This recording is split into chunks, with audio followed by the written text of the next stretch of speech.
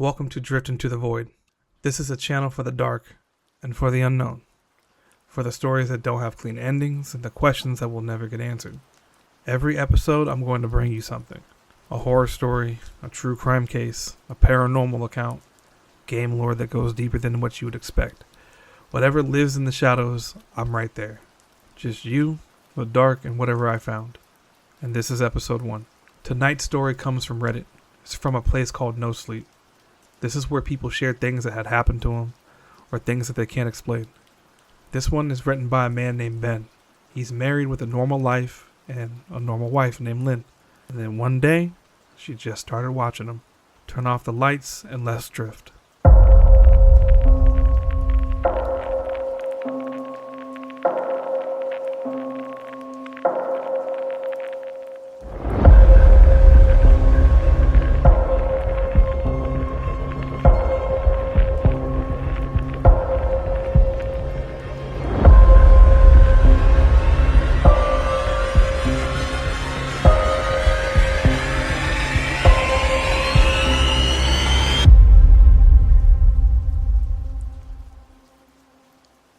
Ben and his wife have been together for 6 years, married for 11 months. By every measure, it's a completely normal life. Normal marriage, no red flags, no warnings of any kind. Lynn was kind, intelligent, thoughtful, the no-nonsense type. Not the kind of person who pulled pranks, or even tried to scare people. She didn't do anything childish. That just wasn't who she was. She didn't even like horror movies. When they first started dating, she agreed to watch The Shining with Ben, because she knew how much he loved horror. She was so frightened she couldn't even make it through half of the movie before they had to turn it off. Creepy things, scary things, pranks, none of that was her, which is what made everything that happened so impossible to understand. It started on a Tuesday morning, 2 months before Ben wrote this. He was running late for work, made himself a quick coffee at home instead of stopping at Dunkin' like he would usually do. He was walking down the hall toward the front door, coffee in hand, and then he saw her, Lynn, peeking at him from around the corner at the end of the hall. Just her eyes, and a strand of her long dark hair hanging against the wall, the rest of her body hidden behind the corner. He nearly spilled his coffee, burned his lips on it. She disappeared the moment after he saw her, popped back out of view like a kid caught doing something that they shouldn't. He heard her feet on the floor, scurrying off towards the living room. By the time he got to the front door, she was gone. He shouted that he loved her, called her a weirdo. He heard her laughing as he shut the door behind him. It was strange, completely out of character, but not exactly alarming. Ben laughed it off, forgot about it by lunch. When he got home that evening, Lynn was completely normal. Neither of them brought it up. Life went on. 3 days later, it happened again. 2 a.m. Ben woke up thirsty and went downstairs to get some orange juice. He was standing at the kitchen island, half asleep, jug in hand, and then he felt it. That specific feeling, the one that tells you without any logical reason that someone is watching you. He looked down. Lynn's face was staring up at him from the other side of the island. She was crouched on the floor, her chin nearly level with the countertop, peering at him with wide, unblinking eyes, grinning. Not a small smile, not even a playful smirk. Grinning like the Cheshire Cat. Ben screamed. He would even admit that. At the sound of his scream, Lynn scuttled backwards across the tiled floor, on all fours, hands and feet smacking against the ground, and disappeared out of the kitchen. He stood there frozen, alone in the kitchen at 2 a.m., wondering what just happened. He eventually went back upstairs. Lynn was in bed, on her side, breathing slowly and deeply like someone who had been asleep for hours. He stood there watching her chest rise and fall, waiting for her to jump up, waiting for the punchline, and it never came. He climbed in beside her. She didn't move. He lay there in the dark for a long time, wondering if he had imagined the whole thing.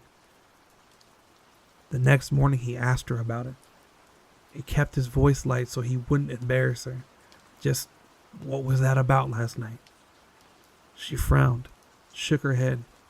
She said she had no idea what he was referring to. He pointed to the spot on the kitchen floor where she had been crouching, and she followed his gaze and burst out laughing. Laughed so hard that he couldn't help but laugh too. She wrapped her arms around his neck and told him that he creeped her out all the time, so they were even. He even believed it was a joke. A weird one, but a joke. And the peeking continued. Over the next few weeks, he'd catch her on different spots. Behind the couch, behind the living room curtains. Once, and this one shook him, she had gotten inside her grandmother's old trunk that sat at the foot of their bed. He might not even have known she was there had the old hinges not given her away. The lid was propped up, just enough for her face to show through, and she was grinning like an excited toddler. He asked her what she was doing, and she didn't answer.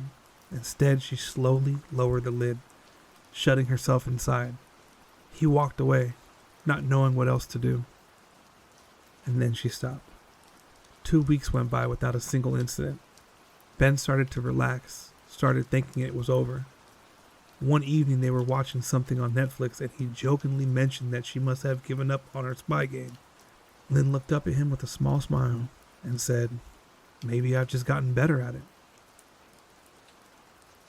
He didn't know what to say to that, and he wasn't sure that she was joking.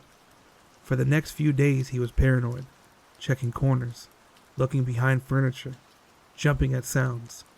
He felt stupid, but he couldn't stop. Eventually, after a few more weeks without anything happening, he began to relax again. He told himself it was just a bad memory. He was wrong. Then came the shower. Lynn had gone to a friend's house for the evening. Ben had the place to himself. He played video games for a few hours, then he got up around 9 p.m. to take a shower. He was washing the soap out of his hair when he felt it again. That feeling. He opened his eyes slowly. She was there. Her entire head stretched through the gap in the shower curtain. Her long dark hair hanging against the curtain, the ends dripping with water. Her makeup running down both cheeks in 2 long black streaks. Her mouth hanging open.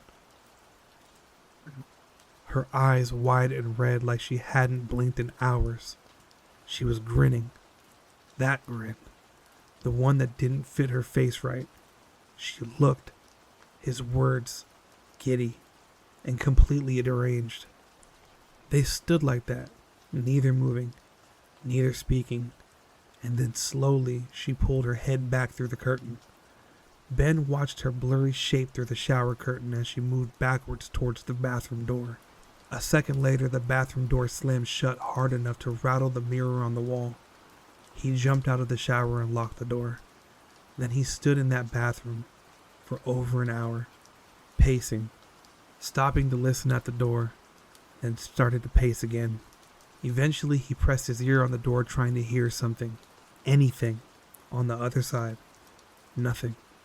He was convinced she was standing there, waiting, giggling at her own joke. "What the fuck, Lynn?" he snapped at the door. "This shit's really getting fucking annoying." He waited for her to apologize, to yell back, to say anything. Instead, he heard it. A moan. Faint. So quiet he almost convinced himself that he'd imagined it. And then silence.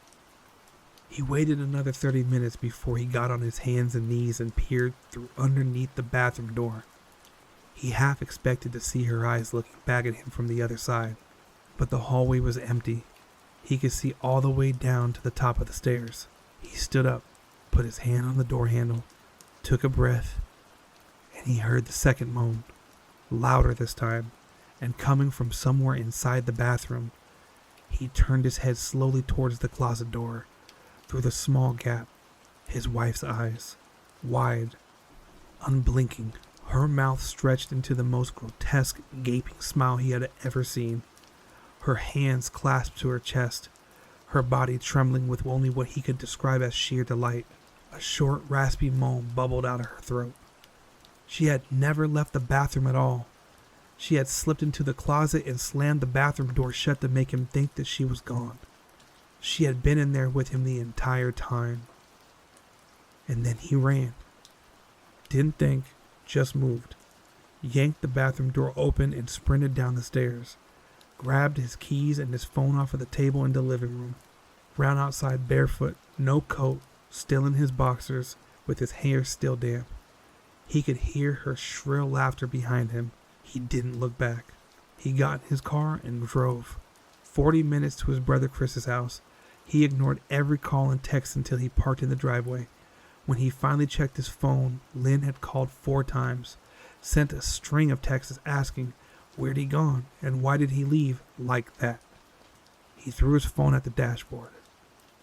He slept on his brother's couch that night, or at least tried to.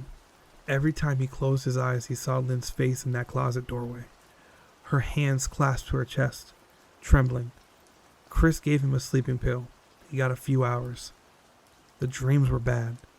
He woke up just as the sun was coming up, stared at the ceiling, tried to figure out what to do next, and then he felt it again.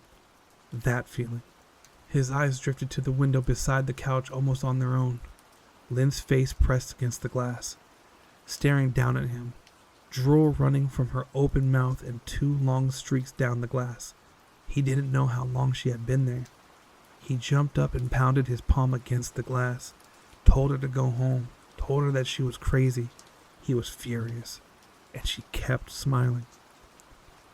Her smile growing wider the more that he yelled at her. He heard Chris and his wife Rebecca moving around upstairs, and as if Lynn could hear them too, her head twitched slightly in their direction, and slowly she began to close her mouth. Chris called his name from the stairs. Ben turned just for a second. When he looked back, she was gone.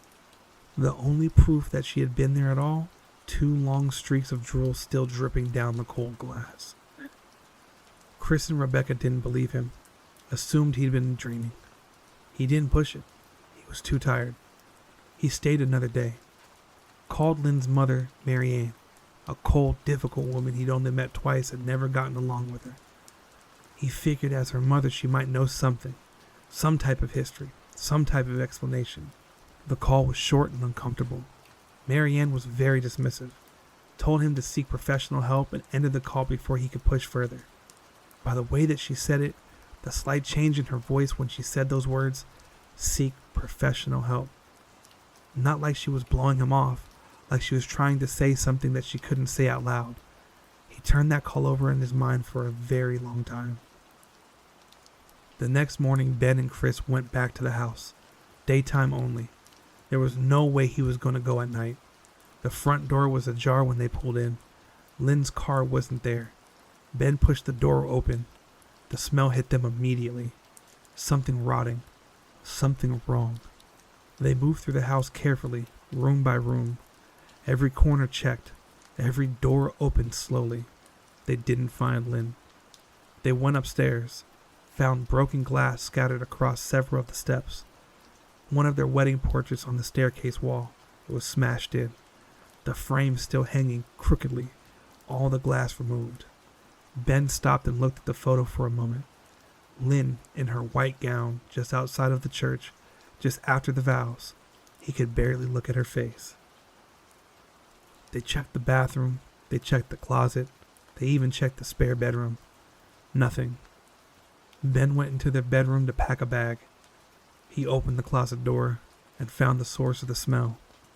Soaking into the carpet of the closet floor, laid out carefully, arranged in pairs, were at least a dozen eyeballs, some as large as a quarter, some as small as a marble, collected from small animals, arranged and waiting. His brother had to step into the hallway. Chris couldn't handle the sight of the smell. Ben grabbed the bag, shut the closet door, and walked into the hall to take a breath. And then his brother went quiet. Mid-sentence, just stopped talking. Ben didn't ask why, because he already knew. He turned around slowly, scanned the bedroom, and under the bed, curled on her side, watching them, was Lynn. Hands clasped under her chin, trembling with excitement. Eyes wide, that smile. Enormous, splitting her face, stretching her mouth open wider than it should go. making a quiet hiccuping sound in her throat like the excitement was simply too much to contain. And Ben didn't run. He crouched down, got low enough to see her clearly, and then he saw the blood. Her hands were soaked in it, fingers flexing slowly, occasionally grazing her chin and leaving dark smears on her skin.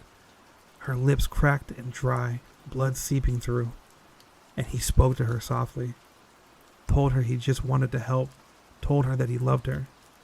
She bobbed her head, and she made that sound, that low moan from somewhere deep in her throat. He reached toward her hand. Her arm shot out. A sharp, searing pain tore through his forearm. He fell back onto the floor.